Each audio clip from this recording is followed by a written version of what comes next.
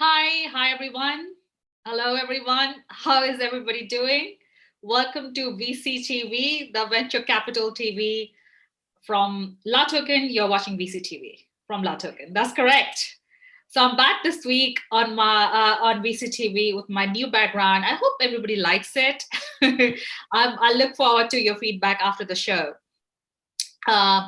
So basically today on VCTV, we're going to discuss about e-commerce and consumer tech, trends, investments, what happened in this year, because we are ending 2020 soon.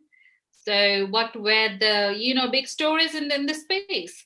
So before I start my panel, I've got a new speaker on my panel. I'm very excited to have the regular speakers and new speakers all the time. Before I start my panel, I would like to introduce myself and a little bit about VCTV. My name is Sunny Mohanty. I'm the regional director of LATOKEN. I'm based in Singapore. I host VCTV every day, 8 p.m. Singapore time, Monday to Friday. VCTV was born in March 2020. So it's a platform where we connect investors with startups and founders. The idea, the goal remains the same with Blockchain Economic Forum, the road shows that we were doing before 2020. Because of the pandemic, the road shows stopped, travel stopped. Hence, we got back to our online platform very quickly. And there you go. This is VCTV. We've been running this since the beginning, almost beginning of the year. Since March 2020, I've been hosting these shows, and I love VCTV. This is the right platform for founders and entrepreneurs who are looking to raise funds, network, meet new people, make new friends. Again, investors, speakers, if you're looking to co-invest into a startup, if you're looking to collaborate with other investors and co-invest, this is the right platform for you as well. So yeah, that's VCTV, and that's me. And audience, welcome back on VCTV again. Okay, fantastic. I have got all my speakers in today. Okay, fantastic. I'm not going to move too much. Just conscious of the virtual background. Alrighty, I'm just trying my best to be well seen. Okay, great. Welcome back, Karthik, Tushar, and Gary, and Patrick. I think this is the first show on VCTV, and welcome to VCTV. I would like to start with Karthik. Short introduction, speakers, about yourself, the company you represent. After that, we go on to the questions, which is very relevant to the topic on e-commerce and consumer tech. So yes, Karthik, over to you with your introduction, please. Thank you. Thank you so much, Sonny. And yeah, as I continue to increase the count, this is show number 21, and it only gets better. Thank you so much for seeing us around. To give you a quick background, I represent multiple interests. I have been a serial entrepreneur in the e-commerce space. Today, I run e-commerce and omni-channel business for a few businesses in the Middle East. And I am on a panel of a few venture capital houses and family businesses that continue to invest in health tech, fintech, and e-commerce. And in terms of my disclaimers, I have 2 live interests and 2 startup interests in this space, in specifically in the consumer-facing e-commerce businesses. Fantastic. There you go, Karthik. You're on the right panel. Welcome. Okay, next I have Patrick. Patrick, how are you today? And welcome to VCTV. And where are you dialing in from? Hello, thank you so much for having me. I'm pretty unique in this case. So I'm representing my 2 companies, Kaifu Investments and then Everlast Trade and Investments, which are both based in Ho Chi Minh City, Vietnam. However, I'm dialing in from my home in Cleveland, Ohio. I came back for the holidays, and then with the pandemic, I'm kind of stuck here and just working online. But with that, it's helped me,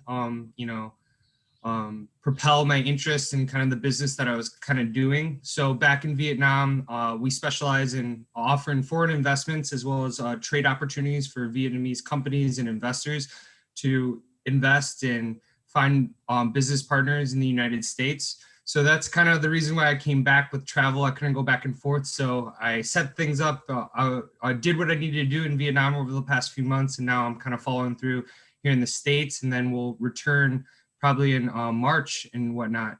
But for me, similar to Katrick, I'm very diverse. I've worked in, multiple different fields.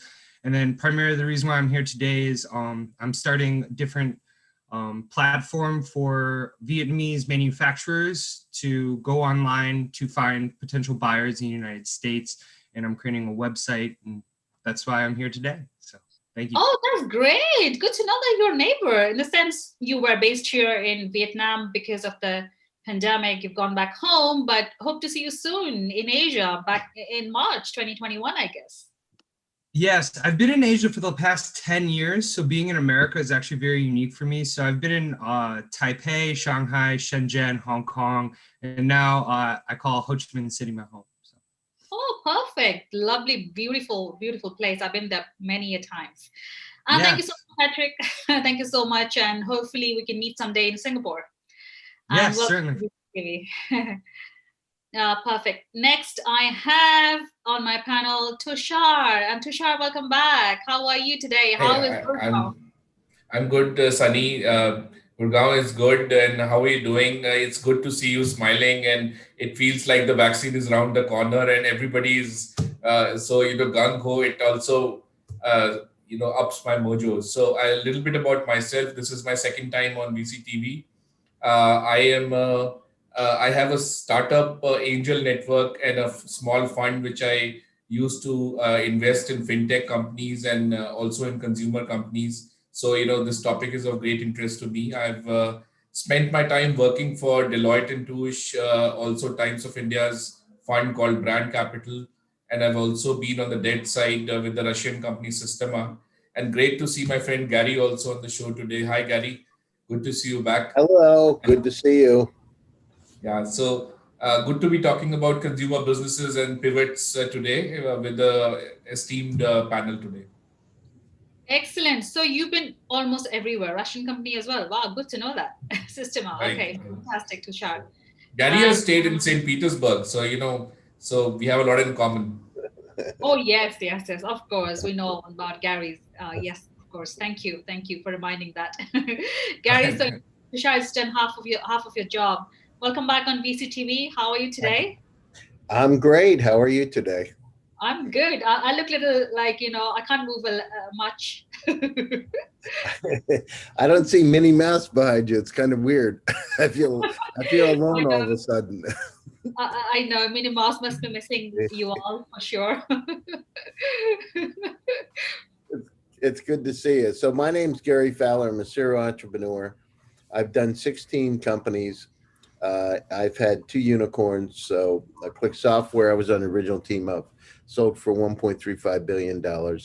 And also Eva.ai, which is my latest company I started 4.5 years ago with a billionaire from Russia.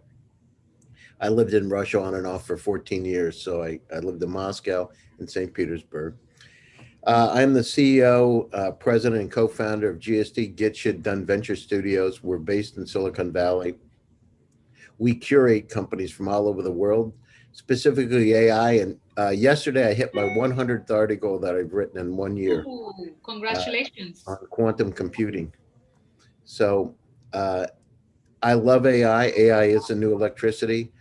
Quantum computers and computing, it's a deal changer. It's a revolution coming, and just love it. So and I've been on VCTV. So I calculated the number of panels in general I've done since March. It's 1,400. I've done 653 VCTVs. So oh my God. I've been involved deeply. And but this is through the digital transformation, each one of us needs to share information. And this is a great platform to be able to talk to people like-minded, Tushar, Karthik, now Patrick, yourself, Sunny, Carol, to be able to share ideas. And this is what it's all about. So, the difference between 1918 and the Spanish flu is we still can exchange ideas, even with, COVID here in the States at record levels. we're still able to share information and keep moving forward. So I love it. I'm looking for AI companies all over the world. I also started a $100 million fund for impact. I also have my personal money with some friends. We have about $100 million fund, and I did a $10 million seed fund when I started a couple of accelerators. So just anyhow, I'm here. I love the topic. I started one of the first e-commerce consulting companies in the U.S., so know a little bit about it. Wow, Gary. Just a So little bit. 650 VCTVs, 100 articles, and whatnot. And a partridge in a pear tree. I'm sorry, I had to do it. It's okay, cool. Thank you so much for adding a little fun element to VCTV all the time. Thank you so much. So yeah, we all set with the introductions of the speakers of the panel today.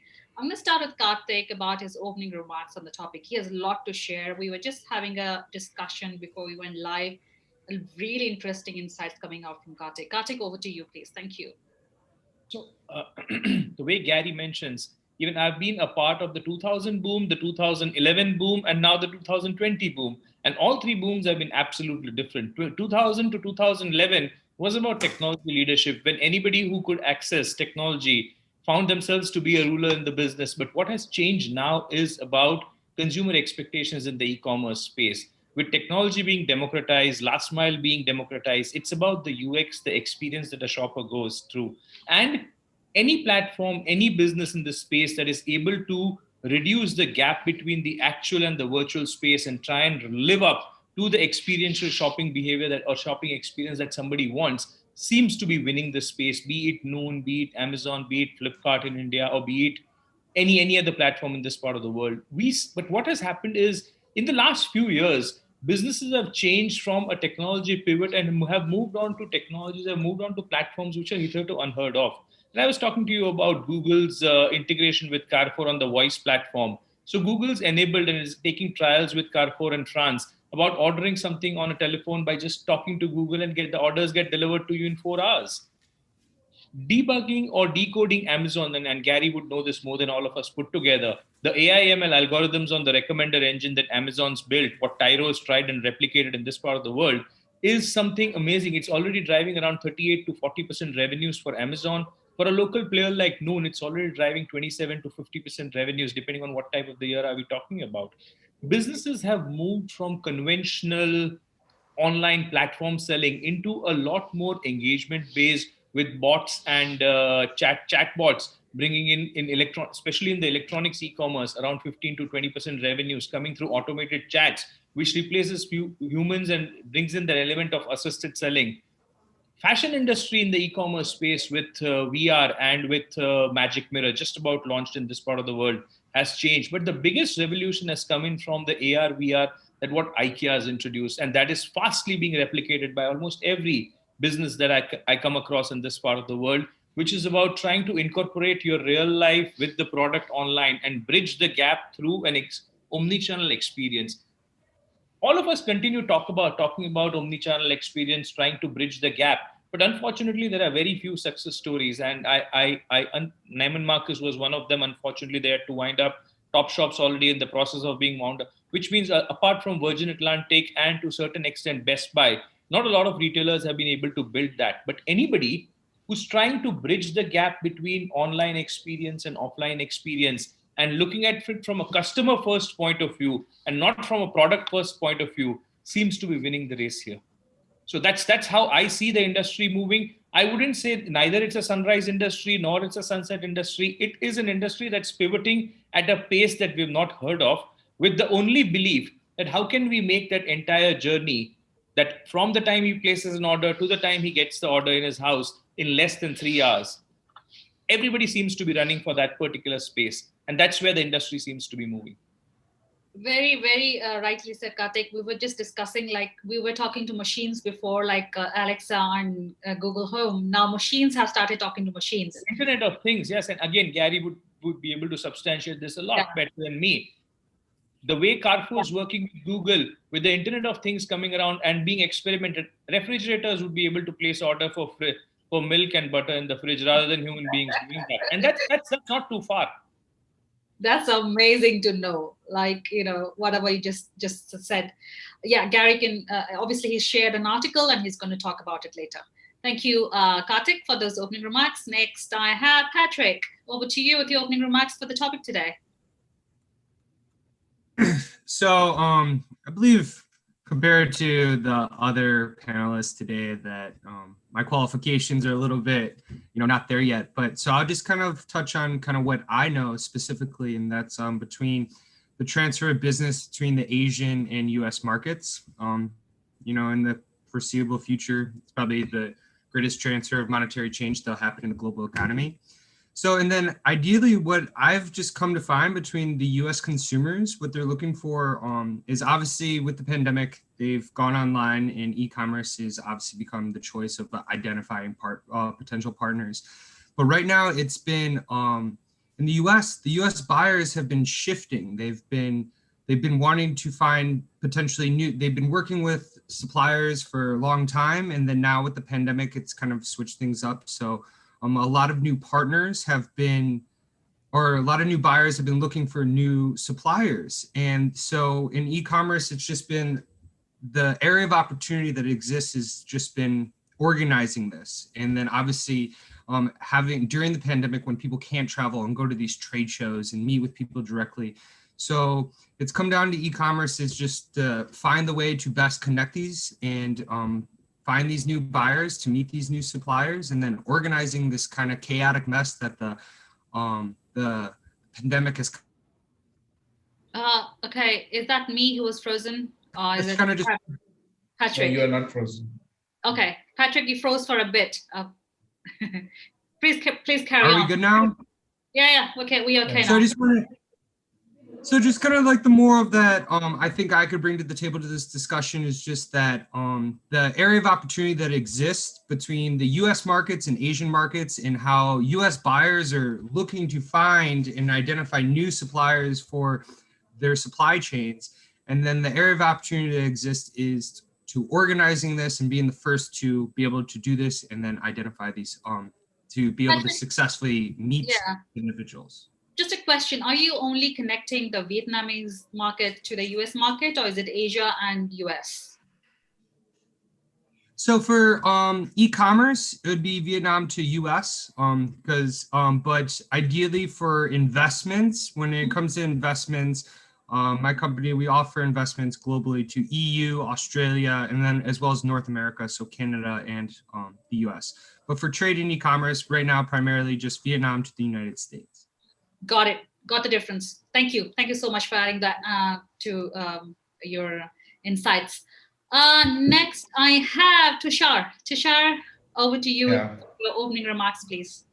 Yeah, so I really love the topic consumer because consumer has been very strong, especially in India, since a long time. Our economy being a consumption-led economy.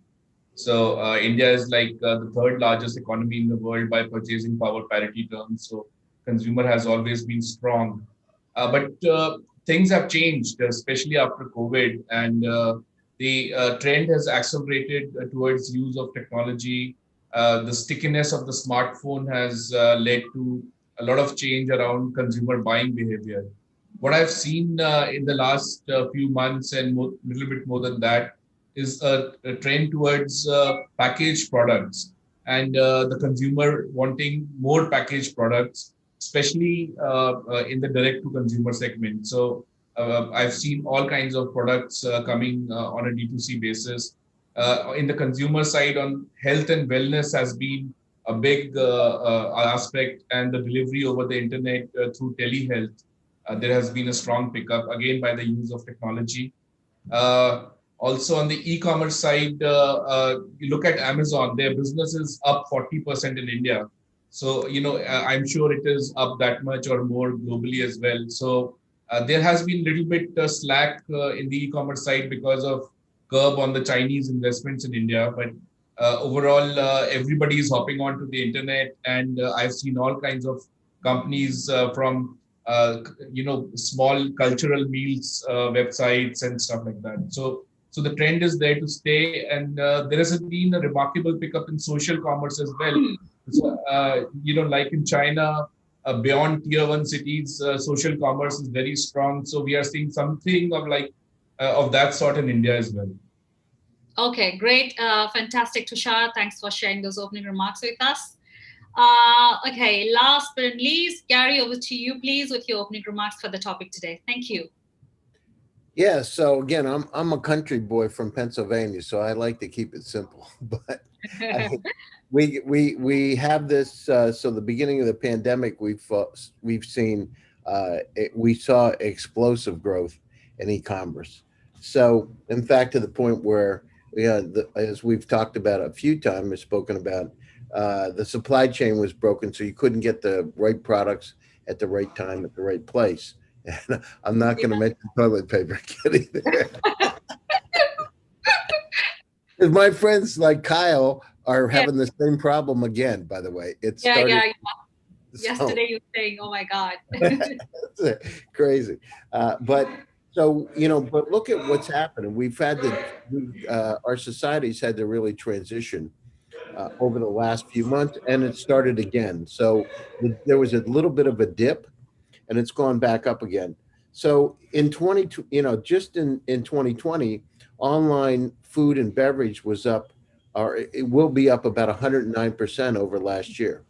So explosive growth. And then at the same time, I have a company in Singapore. It's called Soman. It's one of our portfolio companies. Soman's got a incredible technology called Maya, which is a composite of faces from the Southeastern Asia, and actually is now the social marketing influencer for Puma. So there's some interesting technologies, and we talk about areas like personalization, but I look at areas like hyper personalization and social commerce, being able to sell products through social media, but not just through social media. Imagine being able to insert the products within a YouTube video. And I have companies like that, which are the next generation. So we are back to basics. I mean, this is simple. A lot of people are home. They want to order products. They're scared. They don't want to go out. And quite frankly, it's a lot more efficient. I used to carry those boxes of bottled water to my house, and now I just order them from Walmart. The guy brings them to the door. It's a lot more convenient. I really like it, actually. And then I can go, oh, I want this, I want this, I want this. I probably order a lot more than I did before, but I also get, I don't have to waste a lot of time. It's much more efficient. So I did start one of the first e-commerce consulting companies back in late 90s.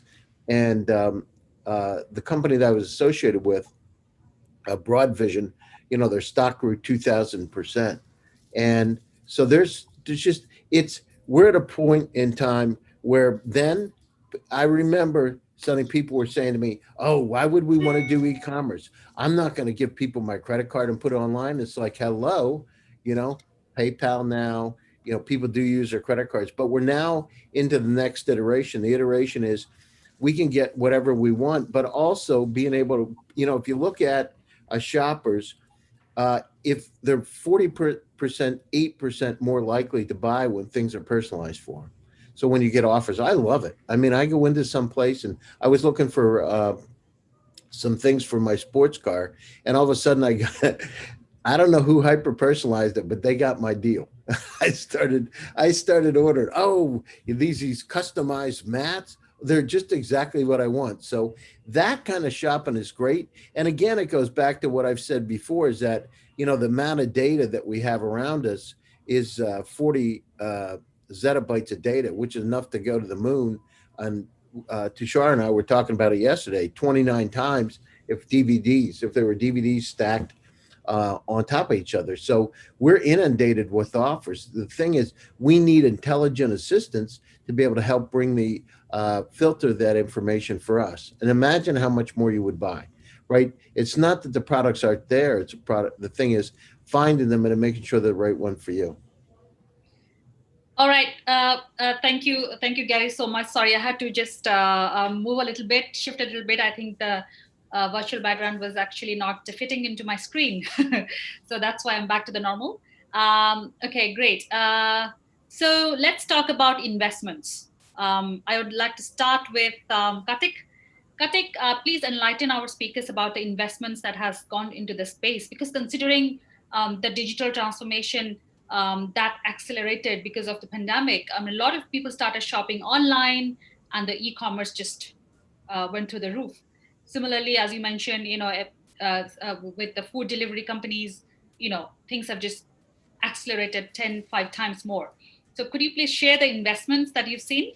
Thank you. So investments have happened in multiple spaces, Sonny. In the past, investments were always done in the core e-commerce. Everybody would come up with an idea. I want to sell shoes. I want to sell furniture. I want to sell clothes. I want to sell X, Y, Z. And people would invest into the business and would start trading through a platform. Now the business has changed. Investments are being done in a lot of allied businesses. Data management in businesses, CRM as a solution, digital marketing as a solution. A lot of social media engagement investments are being done. A lot of investments are being done in AI ML. A lot of investments are being done even on functionalities of the let's say the entire platform. So there's a lot being done on abandoned cart softwares. There's a lot of investments being done in payment gateway integrations. There's a lot of investments being done in the last mile connectivity. But where I see a lot of investments coming in specifically in the last 1.5 to 2 years, and more so in the last 6 months, is the last mile connectivity and the engagement down the funnel, which is primarily about the entire experiential relation or the relationship building part of the business that we talk about, be it the value services that people are talking, or be it the try and buy that we are talking, or a unique case is what Stitch Fix has done as an entire investment in its own self on trying to build a bespoke, personalized, made to measure platform which tries and controls the entire logic of purchase through an algorithm built around trying to understand the shopper. So that logic changes the entire pivot in which the investment hypothesis or the investment plans are being done. We no longer see, or we rather, at least in this part of the world, we've started seeing lesser number of people to investing into the mainstream or the bread and butter e-commerce, which is the entire platform and the business. But we see a lot more people investing in the fringe or the ancillary economies around it. I am particularly incubating one of the investments in the social media space and another investment in the AI ML space, primarily in the recommender engines. That is what needs to be sharpened, because at some point, not only here and in any part of the world, the cost of acquisitions would start skyrocketing with competition being built up. So at any point in time, one would either need to work on increasing the average revenue per user, or to make sure that you would start bringing in the repeats. And all of that would come in only by bringing in a level of intelligence into the platform. Great. So all these investments, Kartik, are you making in India and Dubai primarily? Middle East primarily, which is Dubai, Qatar, Bahrain, and a lot in Saudi. Dubai reducing a little bit because the market, I wouldn't say saturated, but market's overpopulated at the moment. But Saudi is a virgin market, and there are a lot of startups, small micro startups as we call them. So a Riyadh-based food delivery, a Jeddah-based grocery delivery, or a Dammam-based pharmacy business is trying to set up its own ecosystem, and then it's all controlled through a large distribution network. Is where we see investments coming in. The pattern of investments have changed, Sonny. In the past, and I would take my example as well. I would be happy, or my investment committee would be happy to put in a few $1,000s, a few $100,000 on a business and tell them and see if it works as a proof of concept. But what has changed now is over the period of last 8-9 years, we've got a little smarter. At least that's what we think. We've got ourselves equipped with all the layers of technology and infrastructure around us. So today, it's not just about dollars that is being pumped into business. Today, it's about purely incubating and creating a startup in my own ecosystem. So I don't give you dollars. I bring you into my ecosystem. I host you. We pivot around and we see if that's a scalable concept. And if it's a scalable concept, we democratize it. One last question, because I have some startups from that region. So are you technology agnostic? Absolutely. Fantastic. Okay, I'm going to connect you with some. The only thing that we look at, if it's in the health tech space, it's about the democratization of health tech. If it's in the e-commerce space, it's about how scalable it is. Sure. Got it. Thank you, Kartik, for sharing those insights.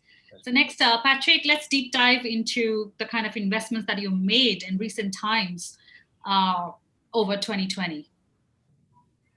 Yeah, no, certainly. So, again, over 2020, a lot of the investments for the clients that I've worked with, and again, this is apart from e-commerce, direct, but a lot of the clients have felt comfortable investing in real estate. For many reasons during the pandemic, real estate, is very stable and then has been extremely liquid, especially in the U.S. market. So a lot of my clients I've seen been making investments in real estate, but in terms of e-commerce and again, I'll touch on more of the upstream activities that, support the downstream for e-commerce. And I could tell you that a lot of the factories that I've been in association with, during the pandemic, rather than because again, the orders come and they always go, so they always have their operations like in tune. But what they've been doing to find competitive advantage by investing in logistics, whether this being like legitimately like buying their own trucks, getting their own drivers, or whether it be investing in more software so they can manage their their data and their products like more Right. more effectively. So again, for the upstream activities, a lot of the investment for activity, again, a lot of these manufacturers, they're kind of sitting there, and then once the order comes, they need to jump to it, and then a lot of that comes down to whoever is has the shortest lead time and can get it to them as quickly as possible. So that's the major investment that I've seen. So from the consumer side, I personally, consumers been investing in real estate during the pandemic. And then from the business side for e-commerce, I've seen for the upstream, they've been investing in their logistics heavily. So they've been hiring more and more workers to, just sit around and be ready to, jump and deliver this as quickly as possible and get this to, the distribution facility, rather than, hiring more workers to even get products done. So I found that really, really interesting. And that's how a lot of the manufacturers found competitive advantage during this pandemic. Also, I'd like to ask you the same question, Patrick. Are you technology agnostic when it comes to investments?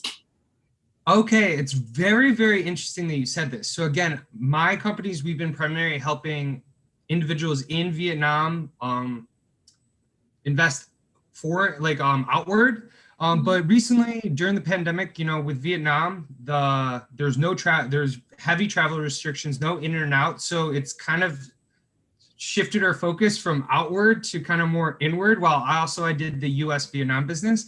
But with that, we've been talking a lot in doing a lot of research and looking more into investments in diagnostic technology to offer those services in Vietnam.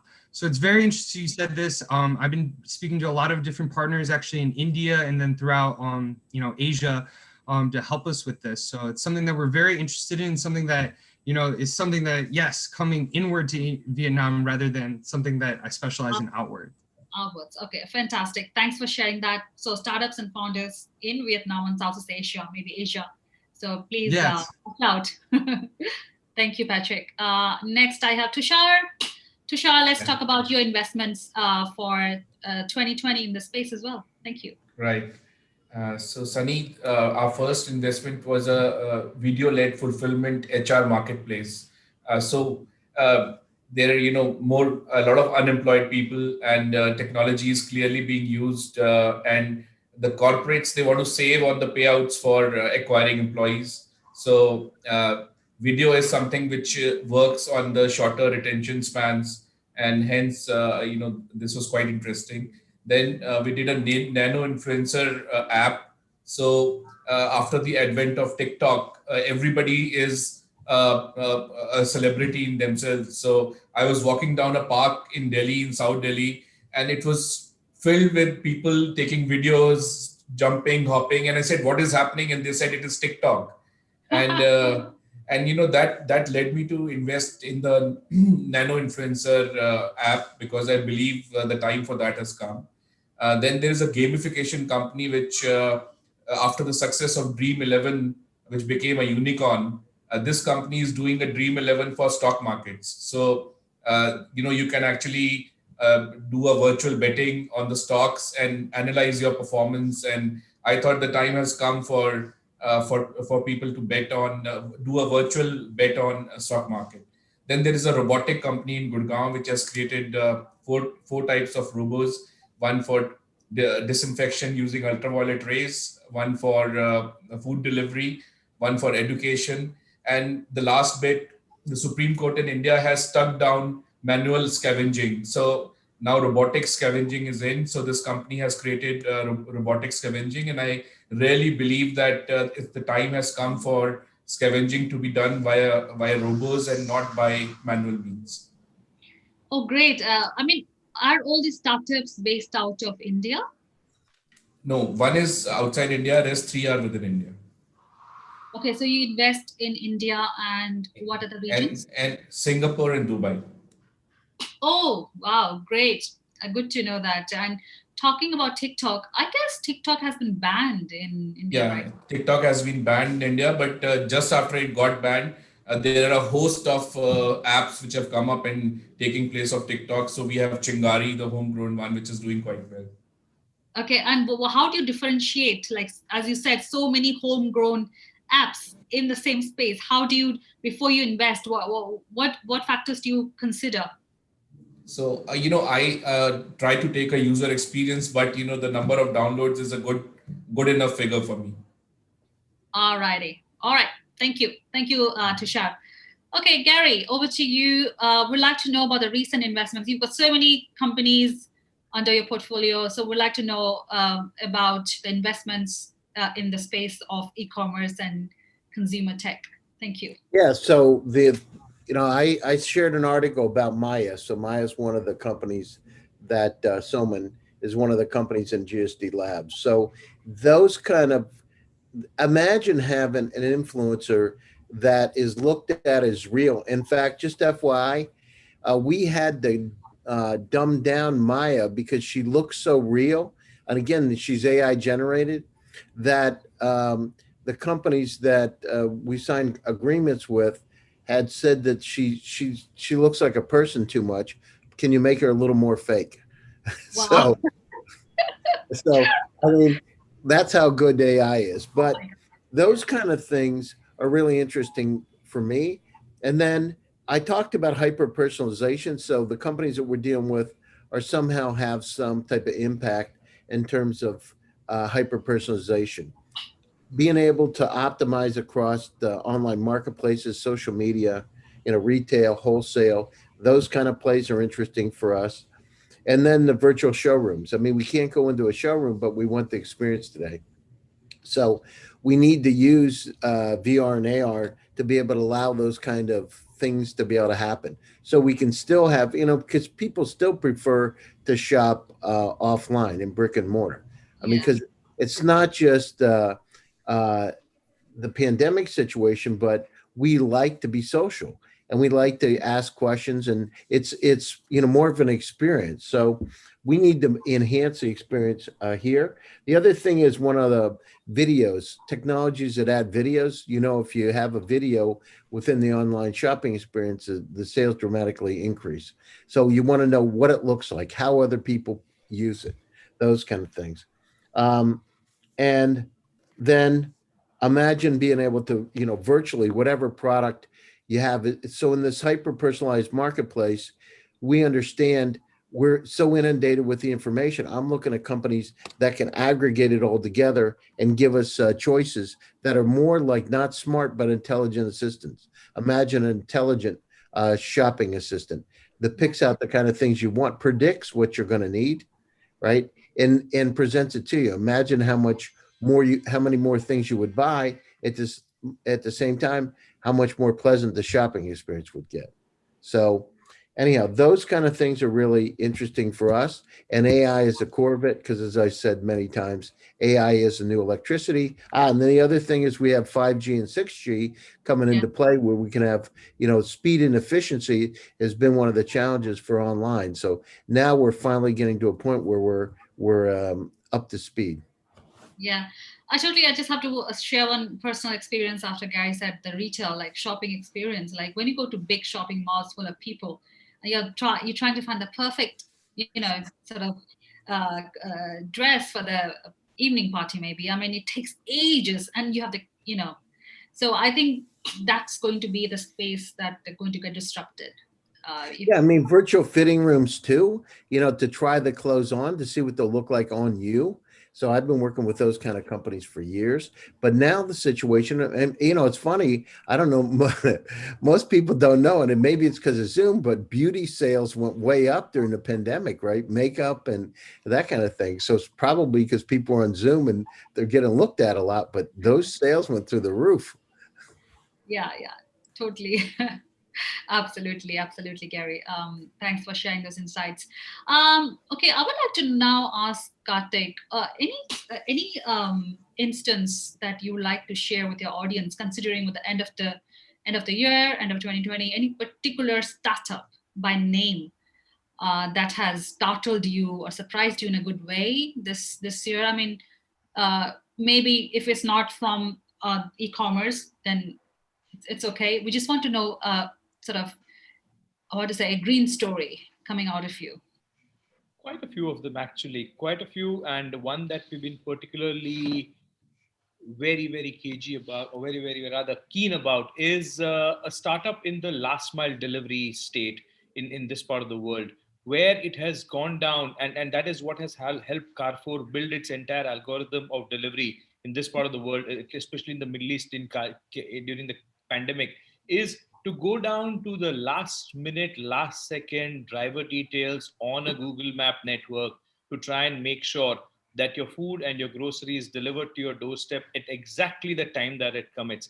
The startup started with a business of just about $40,000 as an investment, and today, over a period of last 2 years, has gone and has acquired, I think, a B round at 40 or 47 million is what's the kind of investment that's already gone into it, and it's getting expanded into the entire Middle Eastern space, especially in Saudi and Dubai. Another startup is InstaShop. InstaShop has been a success story, started by 7 people with a business of just about 10,000 dirhams, got acquired by another business for 360 million 2 months ago. A complete pandemic baby, which started by aggregating the entire grocery business with 470, 480 grocers united and delivering products to your doorstep in 45 minutes with just about $1 delivery charge is the way that business has been moving. These two startups have been very, very successful in a space. Another startup coming in from India, primarily a tech-led startup that has surprised me is the way Gary was talking about, which is the Magic Mirror. They work closely with H&M in developing the Magic Mirror or democratizing the Magic Mirror across tube stations or certain tube stations in London, with a belief that Magic Mirror is the way forward in terms of taking, or rather shopping at the tube station where your dwell time is significantly high. So instead of spending your time doing nothing, you'd rather check yourself, your tab or your phone connects with the Magic Mirror, you check the products, you see how it fits onto you, place the order, and the H&M delivers it to your doorstep. Wow. That is perfect. These are 2-3 startups. One of them I personally invested, and the other two are cases where we've been involved as an advisor. I mean, one point I just want to share, Karthik, after you said that the food delivery company, because prior to pandemic, we were not very much, sort of, how to put it, like when we deliver food, I wasn't placing food orders as much as I did in beginning of the 2020. I couldn't place myself if I was ordering the food at the right time, because obviously, I was not used to ordering food every day or on for lunch, So I think that's something, when you order and the food gets delivered on time, right in time for your lunch, is something as an user I'd be looking forward to. But Sonny, I would throw a little bit caution onto this as well, because today the generation that we represent has seen both sides of the business. We are on the cusp of a change in the way business is done. So we've also seen businesses where shopping trips used to take 12 hours, 10 to 12 hours. We've also seen the food being delivered in 45 minutes. But and today that's why we bring the wow factor when somebody delivers that kind of experience. But unfortunately, we are spoiling the shopper with a lot of freebies and value adds that are coming his way, and hence the expectations are only going to increase. So tomorrow's shopper is not going to appreciate the fact that 45 minutes is the time that it takes you to deliver. He's rather going to be very unforgiving. When you take 5 more minutes, he's going to say you've broken the norm, because he doesn't understand that food used to take 5 hours to come to my doorstep. So the level of innovation and the change in the ecosystem needs to be continuous. This continuum, maybe I see a continuum at least till 2023, 2024, primarily when it goes into the AI/ML and AR/VR space. The next big thing in the e-commerce after voice is something that we are all waiting for. So let's see where the industry moves. But till voice, we have a lot of developments coming in. And if voice comes in and if voice becomes big, unfortunately, voice still hasn't become big, because while Google's able to build, Amazon's been able to build, a lot of retailers and a lot of distribution networks still haven't acquired the voice capability, A, and B, the algorithms to search and the algorithms to place orders or the algorithms to communicate still haven't come into that level. So that might take maybe some more time to come in, but yeah, that's where the future is heading to. Yeah, Kartik, I mean, totally agree. I mean, as a consumer, we're not forgiving. We just need more, better service or products, as you rightly said. Thank you so much. Patrick, over to you. Any green stories for the topic that you'd like to share in like that you've seen in 2020 so far? Yeah, well, just when you kind of, this is kind of, I don't know, it's definitely on topic, but it's called the Capsule App. Again, it's right now, it pretty much just offers pharmaceutical and pharmacy services via the app, but it's extremely secure. It's designated like through doctors and the pharmacists. And I know this through a personal experience through one of my family members who lived in New York during the time, and this wasn't through COVID, but they had other health issues, and because of the healthcare systems being slammed, they had no way of kind of getting their pharmacy. When they got their medicine, it was wrong.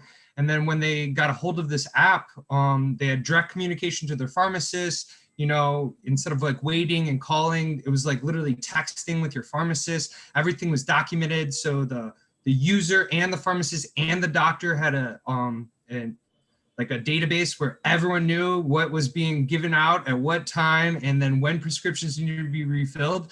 And then living in Asia, where the healthcare system's a lot less complex, and if you just need something, you just walk to a pharmacy and you can get it. Whereas in America, if you walk to the pharmacy, they're like, you need a doctor's prescription, but you're like, why do I need a doctor's appointment during a pandemic? Why can't, like, for something, let's say gout, like you have gout or something, like something so minor, it's like, I can't abuse gout medicine, but I can't see a doctor right now. But hey, my doctor can release the prescription to the pharmacist. We can have an open conversation. And I just thought this was a remarkable, very simplistic thing that I hope will just kind of grow. And right now it's on the East Coast and on the West Coast, and hopefully it'll just spread throughout the United States. But then also to go with that, just other areas of opportunity for startups is definitely in the logistics and delivery. Again, living in Asia and how fast I can get stuff, and how there's no such thing as just like like I don't need Amazon Prime. Like, it just within 3 hours, like I order it. I need, cat food. 3 hours, it's at my office. Like, I just go down, pick it up. I can take it home. Like in America, the area of opportunity they have in delivery and getting that product to that customer. And again, I lived in cities like Shanghai, where the same aspect, there's no way a city of 25 million people. And I was like I lived in this little apartment in this huge city, and there's no way I could get a product within 3 hours. In America cannot duplicate that same performance with their infrastructure that they have here. So that's the area of opportunity that I see in e-commerce. And then I just want to share a little side note what I thought. The Capsule app, amazing. Yeah, great. Patrick, what's the name of that startup that did the pharmacy connect the pharmacy doctors and the patient? It's called Capsule. So again, I'm sure if you just go to the App Store of Android, just Capsule. So and right now it's only in New York, Boston, DC, like kind of the areas that were hit hardest during the pandemic in the initial stages. But I think it was remarkable, and it's like kind of revolutionary, because I don't think people were thinking about that. But because before they're like, well, pharmacists, we kind of want to like, how we make money is you go see the doctor and then come here. But like, you pay for this app. Everyone kind of gets more money. More people want to go see the doctor so they can get this. So, you pay a little bit of fee, but it's beneficial for all parties involved. Absolutely. I totally agree. Remarkable. I think the same goes for Singapore as well. We wouldn't get certain medications are not supplied to you over the counter. It needs a doctor's prescription. It's the same here. But if you Yeah. have an app or capsule or whatever that connects the doctor and the pharmacist and the patient during the pandemic when we just couldn't get out of our homes, that is revolutionary for sure. Thank you, Patrick. Exactly. Okay, next is Tushar. Tushar, please share some green stories with us from your portfolios on the topic or generally that you'd like to share with the audience. I would like to talk about two companies. One is a company which is gamifying education. So I saw my kids, they're on the screen all the time, and it's so, I mean, it's no doubt that they get a air of disinterest about the whole thing, because it's very difficult to manage that kind of intensity of learning, but still. So I came across this company which is gamifying education. It's started by a guy who's been into education space since almost 20 years now, and doing very well since 20 years. And I saw his product. His product was endorsed by Deepak Parekh, of the chairman of HDFC, India's best bank. And he also has a small investment there, a very token kind of. And Mr. Amitabh Bachchan is also there as an equity investor there. So, it quite amazed me, the quality of the content around gamification, which is being built there. So we are still like considering that. And there is one more. So that the legal tech in India has to pick up someday, because the time and cost associated with the legal cases out here. So this company has built a platform for arbitrators, and they have done it in consultation with very good names in the market, in the legal and the judiciary field. So this platform, I'm sure it's going to go places, because there is a requirement of it at this point in time. Okay, fantastic. So what was the unique about this gamification educational? So if you have played Candy Crush, right? I mean, you have these journey you have to take, and you have to play it in certain way because it's a game. But if you create the educational content in the same juicy, interesting, remunerative kind of way, teaching formulas, teaching tables, and very simple questions. So it's just so much more appealing, and good quality sounds and stuff. So that's very, very interesting. Got it. That's the unique selling point. Thank you so much, Tushar. Karthik wanted to add something very quickly. Karthik, go for it. So along with, and we've been discussing only about the e-commerce industry changing, but what's changed significantly along with it is the entire digital marketing and the consumer acquisition suite, as we call it. What used to be primarily a search or a display based algorithm driving in customers at anything between $20, $25 going up to $70 a user has changed significantly with changes in technology, with improvement in algorithms, shoppable algorithms, social shopping, influencer, content based, significantly has tried bringing in the cost to a level where it becomes not only affordable, it's also about trying in to make sure that the right shopper with the right intent, not from the top of the funnel, because Amazon will always own the top of the funnel and we're never going to find space anywhere there. So we jump right at the middle of the funnel, build a lookalike audience and bring it straight into the business at a significantly lower cost. And I see a lot of startups, especially startups coming in from the US, startups coming in from China, working very strongly on the middle of the funnel to try and make sure acquisition journeys are easier and audience spotting, which is geolocational or through any other cardinalization, becomes far more easier. I see a lot of interest coming in there. Digital marketing space. Thank you so much for sharing those insights. So Gary, over to you now. I hope you're there. Okay, Gary's back. Yeah, sure. Gary, you are on mute, I guess. I can't hear you. Fantastic, Gary. So we'd like to know, you can summarize as a closing remark for the show on the topic. Sure. And yeah. I mean, this pandemic this whole digital transformation has given us an amazing time to reflect, and also has dramatically increased the speed of areas like e-commerce. I mean, here we are on Zoom, right? If you would have said a year ago, wow, I'm going to use Zoom this much, they think there was something wrong with you. I remember, as I've said a few times, almost 5.5 years ago when I was one of the first Zoom users, and people said to me, why do I want this? I already have Skype. But here we are. And he's worth about $20 billion today, too. Yeah. Anyhow, it's a great time.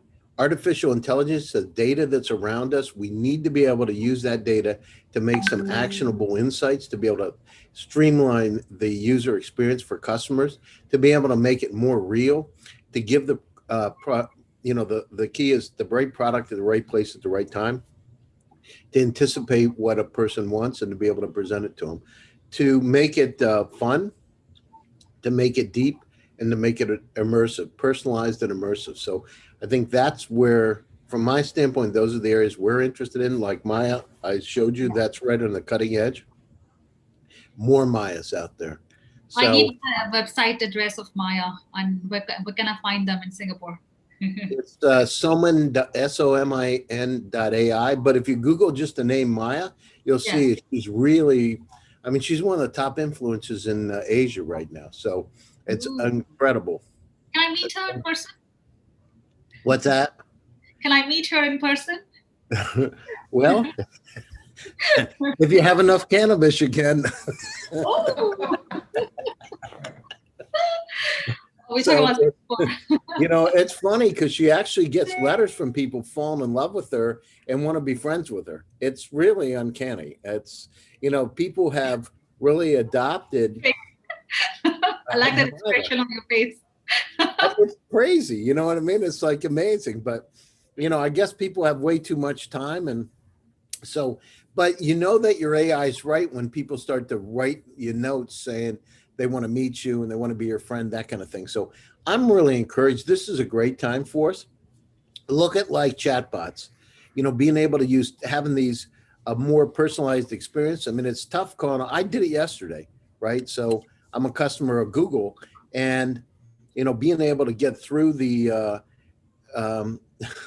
being able to get through the line to be able to talk to somebody to enhance your customer experience. It's fantastic. So we need more of those technologies. We know that online, it's, this pandemic, if we go down through and this vaccine works, we'll come out of this. We'll be back to brick and mortar, but it's going to be this hybrid model that we have now. People like being able to get the right product. If you want to, I buy parts for my sports cars, and I can't find those in any shop. It's just not like easy.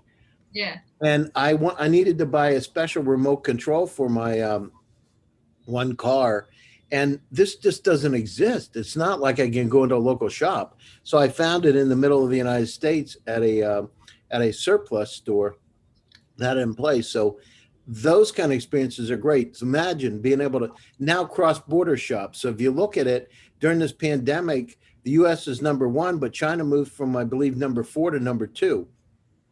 So there's a lot of shopping outside of the borders today. So I like that. That's part of this digital transformation. So startups that are out there, look at all the data that's out there, hyper-personalized, VR, AR, go after it. Don't sit on your hands, get shit done, and move forward quickly.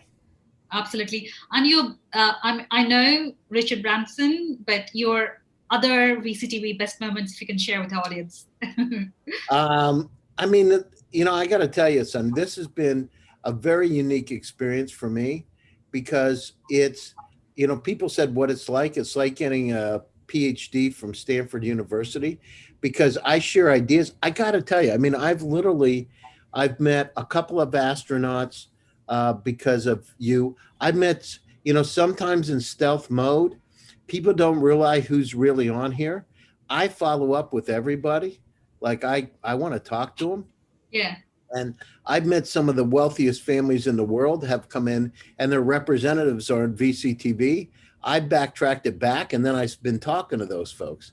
So I got to say it's in entirety. It's just, you've developed a platform to bring the world together during these turbulent times and to give people hope.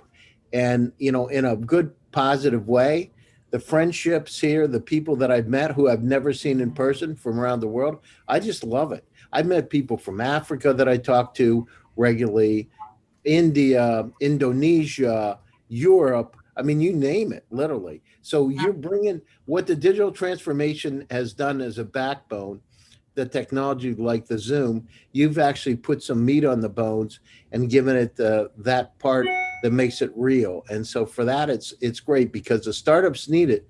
You know, they don't know how to get to the investors now, like myself. They don't know what they really need to do to be successful on a global basis. You're giving them a platform to be able to express and to move forward in these difficult times.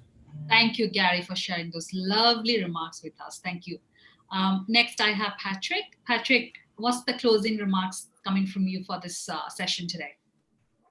Yeah, for this session, I'll just say, well, thank you. This is my first time. This is great. Thank you for having me. And then also, just on top of that, you know, there's a lot of opportunity right now. And, you know, whether you're a business person, entrepreneur, venture capitalist, there's the opportunities there. But also it's 2020 and it's incredibly hard. So, you know, there's two types of people that people should try to shoot for two types of things.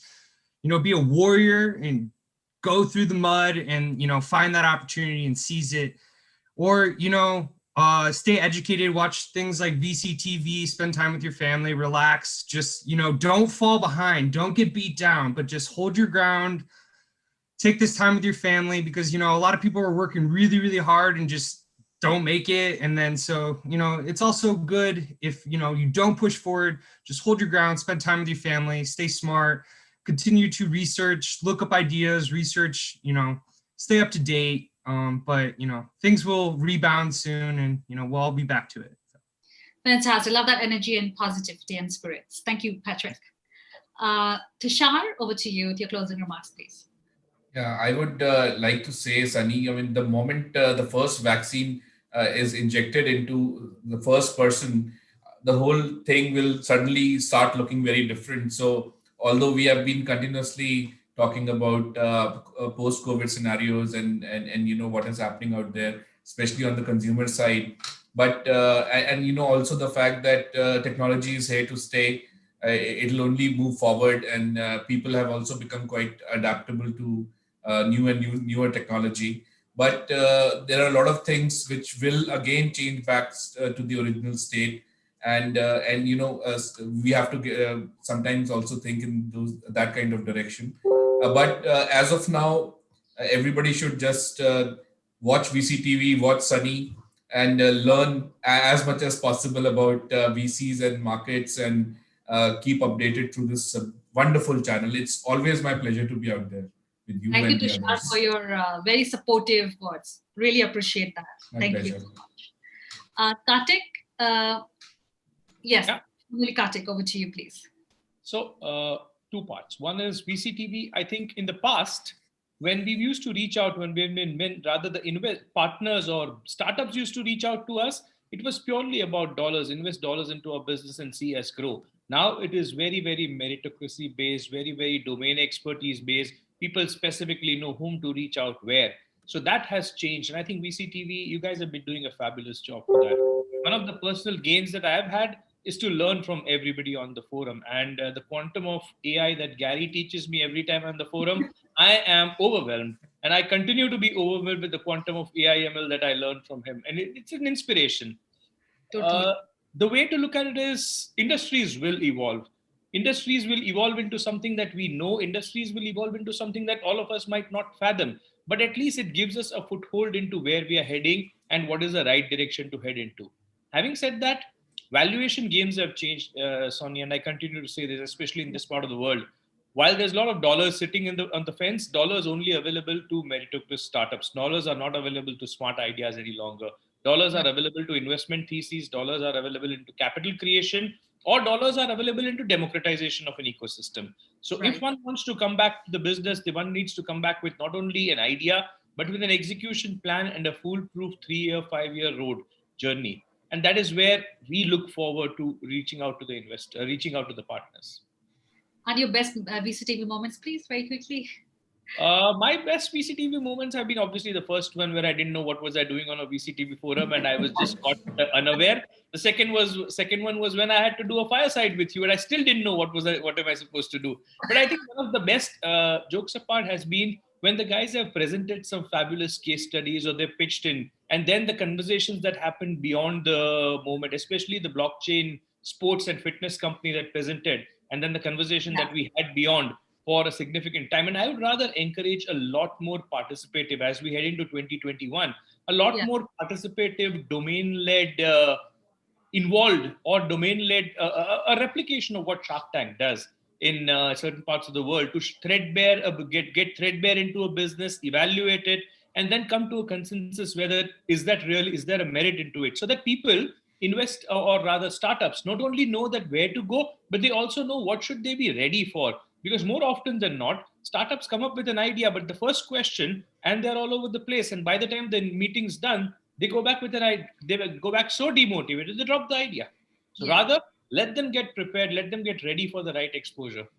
Yeah, you very rightly said, Kartik. This is one of the feedback was given by another investor speaker as well, Shark Tank, and we are working on that. Thank you so much for sharing those insights and remarks and making it so fun, informative, engaging today, as always. So startups and founders, if you are looking to reach out to Patrick, Tushar, Kartik, or Gary, please feel free to reach out to us. And this is the right stage we are setting for you to pitch your ideas and your company to these great minds. Again, investors and other speakers who would like to share the space with Gary, Kartik, Patrick, and Tushar, please feel free to reach out to us, and we'll be more than happy to have you on our panel. Having said that, thank you so much. This is the end of the show. I look forward to have you all in another panel and the session and the topic. Until then,